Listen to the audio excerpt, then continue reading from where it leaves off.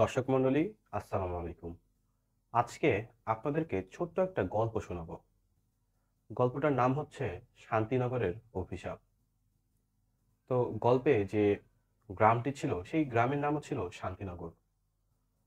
সেখানে হিন্দু, মুসলিম, বৌদ্ধ, খ্রিস্টান সহ আরও যত ধর্মের মানুষজন রয়েছেন তারা একই সাথে বসবাস করতেন। গ্রামে যখন হাট বসতো তখন হিন্দুদের দোকান থেকে মুসলিমরা বিভিন্ন ধরনের পণ্য কিনতেন। আবার মুসলিমদের দোকান থেকে হিন্দুরা বিভিন্ন ধরনের পণ্য কিনতেন তাদের চাহিদা মতো। যখন তাদের মধ্যে দেখা হতো, দেখা সাক্ষাৎ হতো, নিজেদের মধ্যে কুশল বিনিময় করতেন।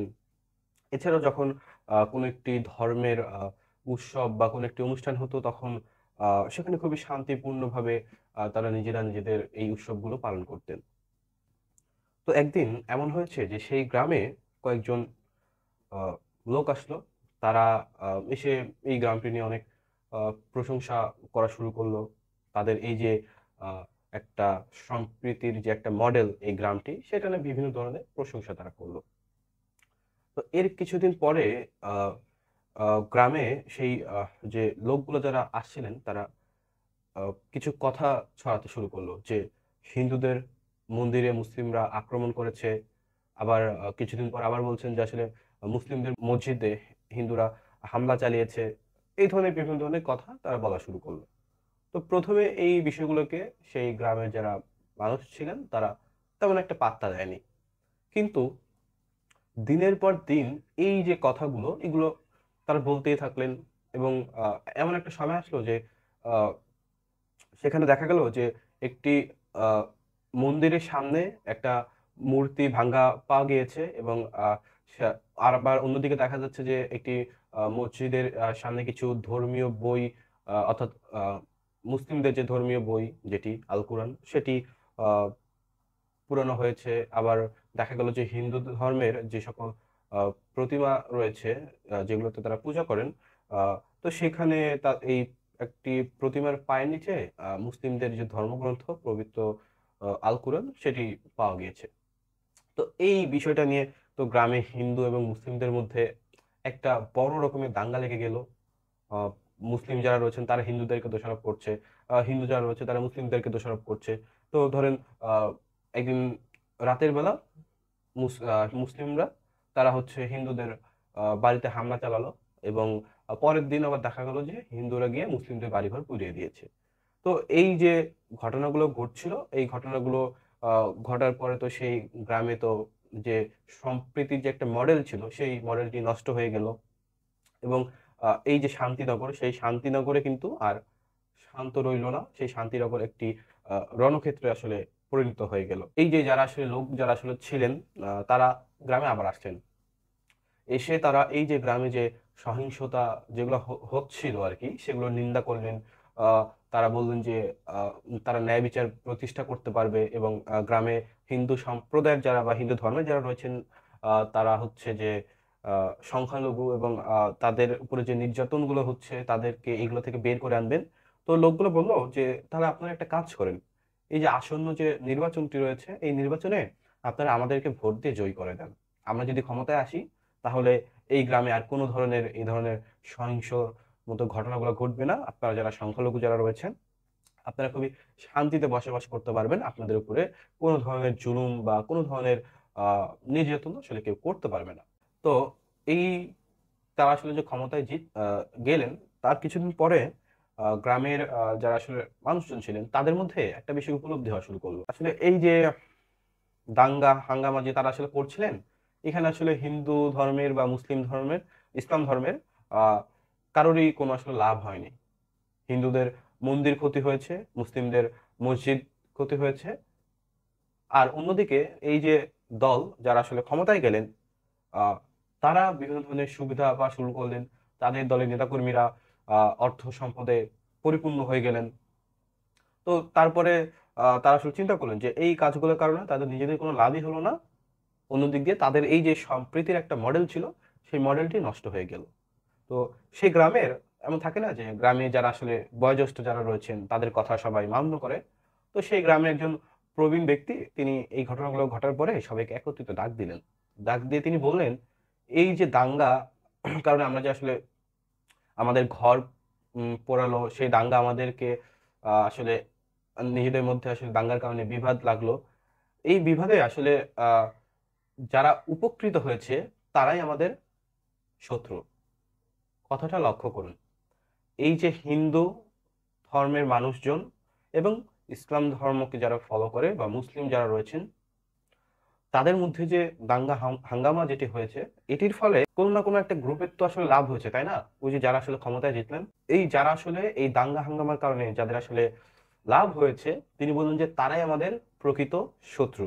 এরপরে আসলে গ্রামের সকল মানুষজনই আসলে বুঝতে পারলেন যে এই যে রাজনৈতিক দল তারা আসলে নিজেদের সুবিধার জন্য তারা এই যে ধর্মীয় যে অনুভূতি, ধর্মীয় যে আবেগ, এই বিষয়টাকে কাজে লাগিয়ে তাদের নিজেদের মধ্যে একটা দাঙ্গা হাঙ্গামা লাগিয়ে তারা ক্ষমতায় গেলেন এবং সেখানে গিয়ে তারা সুবিধা ভোগ করতে শুরু করলেন। আজকে যে ঘটনাটি ঘটেছে চট্টগ্রামে, আহ ইসকন নেতা চিন্ময় কৃষ্ণ দাসকে আদালতে নিয়ে যাওয়ার সময় তার যারা সমর্থক ছিলেন বা ইসকনকে যারা সাপোর্ট করেন, তারা আদালত প্রাঙ্গণে ঘেরাও করলো, সেখানে দাঙ্গা হাঙ্গা লাগলো, সেখানে অ্যাডভোকেট সাইফুল ইসলাম আলিফকে হত্যা করা হলো এবং সকলে একটা বিষয় দাবি করছেন যে আসলে যারা ইসকন সাপোর্টার যারা আসলে ছিলেন বা এই যে চিন্ময় কৃষ্ণ দাসের জন্য যারা আসলে আদালত প্রাঙ্গণে এসেছিলেন, তারাই মূলত এই অ্যাডভোকেট সাইফুল ইসলামকে হত্যা করেছেন। হিন্দু ধর্মের কিছু মানুষ যারা আসলে ইসকনকে সাপোর্ট করেন বা এই চিন্ময় কৃষ্ণ দাসকে সাপোর্ট করেন, তাকে সমর্থন দিতে গিয়ে এই যে ইসলাম ধর্মের একজন অ্যাডভোকেটকে হত্যা করলেন, এই ঘটনার মধ্যে আসলে কি হলো যে হিন্দু ধর্মের মানুষজন ইসলাম ধর্মের একজন মানুষকে হত্যা করেছে। এখন এই যে ঘটনাটি ঘটলো এবং শুধু যে তারা ইসলাম ধর্মের মানুষদের উপরে এই আঘাত এনেছে বা এই যে আপনার মসজিদে যে হামলা হয়েছে বলা হচ্ছে, বিষয়টা কিন্তু আসলে শুধু এরকম নয়। সেখানে অ্যাডভোকেট লাবলু সাহেব নামে একজনের ড্রাইভার ছিলেন, তার নাম হচ্ছে শুভ এবং তিনি ছিলেন হিন্দু ধর্মের। তো এই ড্রাইভার যিনি ছিলেন, তিনি যখন সেখানে এই ঝামেলাগুলো হচ্ছিল, তো সেখানে এই যারা তিনি নিজেই বলছেন যে ইসকন সাপোর্টার যারা আসলে ছিলেন সেখানে, তারা এসে তাদের এই গাড়িটিকে ভাঙচুর করে এবং তিনি আসলে বারবার করে বলছিলেন যে আমি নিজেও হিন্দু ধর্মের, গাড়িটি ভাঙচুর না করতে। এরপরেও এই যে ইসকন সাপোর্টার যারা, তারা কিন্তু তাদের নিজেদের ধর্মের লোকের আসলে যে ড্রাইভার তার কথা না শুনে কিন্তু সেই গাড়িটি ভাঙচুর করলো এবং তিনি কিন্তু এটি সুস্পষ্টভাবে বলেছেন যে তারা আসলে হিন্দু ধর্মের মানুষজন ছিলেন। তো এখন কথা উঠছে যে এই যে হিন্দু ধর্মের মানুষজন তারা ইসকনকে সাপোর্ট করতে গিয়ে, এই যে চিন্ময় কৃষ্ণ দাসকে সাপোর্ট করতে গিয়ে যে ইসলাম ধর্মের একজন মানুষকে হত্যা করলেন, আমরা আসলে কি দেখেছিলাম? আমরা দেখেছিলাম যে ৫ আগস্ট পরবর্তী সময়ে বাংলাদেশে হিন্দু এবং মুসলিমের একটা দাঙ্গা লাগানোর চেষ্টা চলছিল এবং যেটাকে কিন্তু আসলে মানুষজন সফল হতে দেয়নি। সেখানে কয়েকটা ঘটনা ঘটেছিল। প্রথমত যে ৫ আগস্টে যে গণ অভ্যুত্থান হয়েছে, এর পরবর্তী সময়ে আমরা দেখেছি যে আসলে যারা তৎকালীন যে ক্ষমতাশীল যে আসলে দল ছিল আওয়ামী লীগ, তাদের যে সকল নেতাকর্মী যারা আসলে ছিলেন, যারা এতদিন মানুষকে বিভিন্নভাবে নির্যাতন করেছেন, মানুষের ক্ষতি করেছেন, যারা ৫ আগস্টের পূর্বে আসলে দেশ থেকে পালাতে পারেনি, তাদের বাড়িগুলোতে কিন্তু হামলা হয়েছে এবং মানুষ কিন্তু ক্ষুব্ধ হয়ে কিন্তু আসলে হামলা করেছেন। কারণ এই যে এতগুলো বছর ধরে মানুষকে তারা আসলে নির্যাতন করেছেন, সেটি কিন্তু প্রতিবাদ স্বরূপ যারা আসলে আওয়ামী লীগের নেতাকর্মী ছিলেন তাদের কিন্তু বাড়িগুলোতে কিন্তু হামলা করা হয়েছে। গ্রামে একজন মানুষ ছিলেন যিনি হয়তোবা এই যে আওয়ামী লীগ নেতা তার থেকে কোনো কারণে নির্যাতনের শিকার হয়েছে, সেই ক্ষোভটা কিন্তু তিনি আওয়ামী লীগের ক্ষমতা যাওয়ার পরে দেখিয়েছেন। তো সেই জায়গায় বলা হচ্ছিল যে হিন্দু ধর্মের অনেকজনকে হত্যা করা হয়েছে। এখন এই জায়গাটায় পরে জানা গেল যে হিন্দু ধর্মের যাদেরকে আসলে হত্যা করা হয়েছে তারা মূলত এই আওয়ামী লীগের বিভিন্ন নেতাকর্মী ছিলেন, একেবারে মাঠ পর্যায়ের যে স্থানীয় যে সকল আসলে নেতাকর্মী থাকেন বিভিন্ন উপজেলায়, এই সকল জায়গায়। আবার দেখা গিয়েছে যে এই যে হিন্দু ধর্মের যাদেরকে আসলে সেই সময় হিন্দু ধর্মের বাড়ি মানে মানুষদের আসলে বাড়িতে যে আক্রমণগুলো করা হয়েছে, সেটা ছিল কোনো ধর্মভিত্তিক না, সেটা ছিল মূলত রাজনৈতিক কারণে। যে আওয়ামী লীগকে আসলে যারা সাপোর্ট করতেন বা আওয়ামী লীগের যারা নেতাকর্মী ছিল, মূলত তাদের বাড়িগুলোতে কিন্তু হামলা করা হয়েছিল এবং সেটা কিন্তু শুধুমাত্র যে হিন্দু ধর্মের নেতাকর্মীদের উপরে হয়েছে এমনটা মুসলিম ধর্ম মানে ইসলাম ধর্মে যারা রয়েছেন তাদের নেতাকর্মীদের বাড়িগুলোতেও কিন্তু আসলে হয়েছে। অর্থাৎ এখানে ধর্মটা কোনো ফ্যাক্ট না, ফ্যাক্ট হচ্ছে তারা আওয়ামী লীগের দোসর ছিল, স্বৈরাচারের দোসর ছিল, এবং তারা বিভিন্ন সময় আসলে মানুষজনকে বিভিন্নভাবে নির্যাতন করেছেন, যেটি কিন্তু আসলে মানুষজন এই গণঅভ্যুত্থানে ক্ষুব্ধ হয়ে তাদের বাড়িগুলোতে হামলা চালিয়েছে বা তাদের উপরে হামলা চালিয়েছে। তো এই একটা বিষয় গেল। এরপরে আপনি যদি দেখেন যে এই 5 আগস্ট পরবর্তী সময়ে আহ, আপনার ইসলাম ধর্মে যারা রয়েছেন, ছাত্র বলেন, বিভিন্ন আহ, আমরা আসলে ইসলাম ধর্মের যারা আসলে শিক্ষক, যাদেরকে আমরা আসলে হুজুর বলি, আহ, তারা, তারপরে বিভিন্ন মাদ্রাসার শিক্ষার্থী, তারা কিন্তু এই হিন্দু ধর্মের মন্দির যেগুলো রয়েছে উপাসনালয়, সেগুলোতে কিন্তু তারা রাত জেগে পাহারা দিয়েছে যেন কোনো কারণেই যেন কোনো মন্দিরে হামলা করা না হয়। এরপরে হিন্দু ধর্মের বিভিন্ন জায়গায় কিন্তু বাড়িগুলোতে তারা পাহারা দিয়েছেন নিরাপত্তার জন্য, যে কোনো কারণে যেন হিন্দু ধর্মের কোনো মানুষের উপরে হামলা করা না হয়, কোনো বাড়িঘর যেন ভাঙচুর করা না হয়, এবং তার জন্য আসলে নিরাপদ থাকে, এবং একটা ধর্মীয় একটা দাঙ্গা যেন না লাগে। তো এখন ইসলাম ধর্মে যারা আসলে রয়েছেন তারা বলছেন যে আমরা যেখানে আপনাদের মন্দিরগুলোতে পাহারা দিলাম, আপনাদের বাড়িঘরে পাহারা দিলাম, আপনাদেরকে নিরাপত্তা দিলাম, আহ আপনারা সবসময় নিজেদেরকে সংখ্যালঘু হিসেবে দাবি করেন, কিন্তু গত 15টা বছর আসলে ইসলাম ধর্মে যে সকল আলেম ছিলেন তারাই সব থেকে বেশি নির্যাতিত হয়েছে। আবার এই 5 আগস্ট পরবর্তী সময়ে আমরাই আপনাদেরকে এরকম ভাবে নিরাপত্তা দিলাম, অথচ আজকে আপনারা ইসকনকে সাপোর্ট করতে গিয়ে আপনারা এই ইসলাম ধর্মের একজন মানুষকে আপনারা হত্যা করে ফেললেন।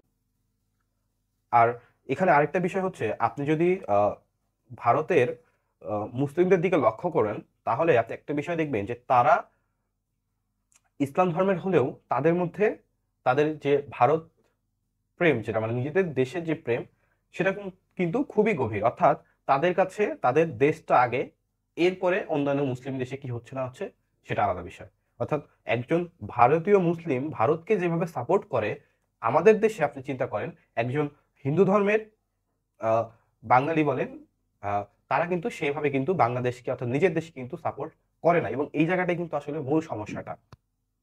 সেখানে আপনার ভারতে মুসলিমরা যেভাবে তাদের নিজেদের দেশ ভারতকে যেভাবে আসলে ভালোবাসে, আপনারা হিন্দু ধর্মে যারা আসলে বাংলাদেশে বসবাস করছেন, আপনারা কি সেই একইভাবে কি বাংলাদেশকে ভালোবাসেন, না আপনাদের কাছে ইসকন আগে, নাকি আপনাদের কাছে আপনাদের আহ পার্শ্ববর্তী যে দেশ ভারত আগে? অবশ্যই আপনাদের কাছে কিন্তু থাকা উচিত ছিল যে আমাদের বাংলাদেশ আগে, আমি যে ধর্মেরই হই না কেন বাংলাদেশ আমার কাছে আগে। কেউ যদি আমার দেশের ক্ষতি করার চেষ্টা করে, কেউ যদি আমার দেশে দাঙ্গা হাঙ্গামা লাগানোর চেষ্টা করে, সেক্ষেত্রে কিন্তু আমি সবসময় আমার নিজের দেশকে আমি সাপোর্ট করব, আমি অন্য কোনো দেশকে কিন্তু সাপোর্ট করব না। কিন্তু আপনারা কি করছেন, আপনারা কিন্তু ভারতকে সাপোর্ট করছেন, যে কারণে কিন্তু ভারতের নেতাকর্মীরা কিন্তু এইরকম একটা বিষয় সুযোগ নিয়ে কিন্তু তারা আসলে বাংলাদেশের নিরাপত্তা নিয়ে বা বাংলাদেশের বিরুদ্ধে কিন্তু ক্ষুব্ধ হয়ে তারা কথা বলার সাহসটা পান। কারণ এই সাহসটা কিন্তু আপনারাই দিয়েছেন, যেহেতু আপনারা হিন্দু ধর্মের এবং ভারতে অধিকাংশ মানুষ আপনার হচ্ছে হিন্দু ধর্মের, এই কারণে কিন্তু তারা সেই সাপোর্টটা কিন্তু আসলে পায়। আপনারা যদি নিজেদের বাংলাদেশকে যদি আসলে ভালোবাসতেন, তাহলে কিন্তু এই সমস্যাগুলো আর হতো না। আর শুরুতে আমি যে গল্পটা আসলে বলছিলাম, আপনারা যদি সেই গল্পটার মানে বুঝে থাকেন, তাহলে এতক্ষণে বুঝেছেন যে আসলে এই যে কিছুদিন পর পর আহ, হিন্দু ধর্মের মানুষজনকে উস্কে দিয়ে, মুসলিমদেরকে উস্কে দিয়ে এই যে একটা দাঙ্গা, একটা হাঙ্গামা, একটা লাগানোর যে চেষ্টা চলছে, সেখানে কিন্তু এই ধর্মের বিষয়টাকে কিন্তু ব্যবহার করা হচ্ছে। আমার মনে হয় না এটা বুঝতে আপনাদেরকে কোনো বড় পলিটিশিয়ান হতে হবে, কোনো ধর্মের গুরু হতে হবে। এই সামান্য একটা বিষয় বুঝেন যে এই কাজটা এখন আসলে কারা করছে। আমি একটা কথা বলছিলাম যে একজন প্রবীণ ব্যক্তি বলেছেন যে আমাদের এই দাঙ্গায় যারা উপকৃত হয়েছে তারাই আমাদের আসল শত্রু। তাহলে এই যে বাংলাদেশে যদি কোনো কারণে মুসলিম এবং হিন্দুদের বড় একটা দাঙ্গা লাগে, তাহলে এখানে উপকৃত আসলে কে হবে, কোন দলটি হবে? অবশ্যই আওয়ামী লীগ হবে। এবং আওয়ামী লীগ উপকৃত হওয়ার মানে হচ্ছে সে আমাদের শত্রু। এবং আওয়ামী লীগের সাপোর্টার যারা আছে বা আওয়ামী লীগ যারা আসলে করেন, তারা কিন্তু বিভিন্নভাবে এই যে বাংলাদেশে হিন্দু মুসলিমের একটা দাঙ্গা লাগানোর চেষ্টা করছে। তাই আপনাদের কাছে অনুরোধ থাকবে, যারা ইসলাম ধর্মে যারা রয়েছেন, হিন্দু ধর্মে যারা রয়েছেন, খ্রিস্টান ধর্মে যারা রয়েছেন, বৌদ্ধ ধর্মে যারা রয়েছেন, যারা ক্ষুদ্র নিগোষ্ঠী রয়েছেন, যারা পাহাড়ি অঞ্চলে যারা বসবাস করছেন, আপনাদের কাছে অনুরোধ থাকবে যে আপনারা রাজনৈতিক কোনো কারণে নিজেদের মধ্যে কোনো ধরনের সংঘাতে জড়াবেন না। আমার দেশের জন্য কোনটি ভালো কোনটি খারাপ সেটি আগে আপনারা চিন্তা ভাবনা করবেন। বাংলাদেশ যদি বর্তমান সময়ে যদি অস্থিতিশীল হয়ে যায়, এবং বাংলাদেশে কোনো কারণে যদি যদি আসলে গৃহযুদ্ধের যে কথা বলা হচ্ছে যে বাংলাদেশে গৃহযুদ্ধ লেগে যেতে পারে এই ধর্মীয় কারণে, তাহলে কিন্তু সব থেকে বেশি উপকৃত হবে ভারত এবং আওয়ামী লীগ। তাই আপনাদের কাছে বিনীত অনুরোধ, কোনো ধরনের ফাঁদে পা দিবেন না। সবার আগে বাংলাদেশ, তাই নিজেদের মধ্যে সম্প্রীতি বজায় রাখুন। বাংলাদেশকে একটি সম্প্রীতির মডেল হিসেবে গড়ে তুলুন। আল্লাহ হাফেজ।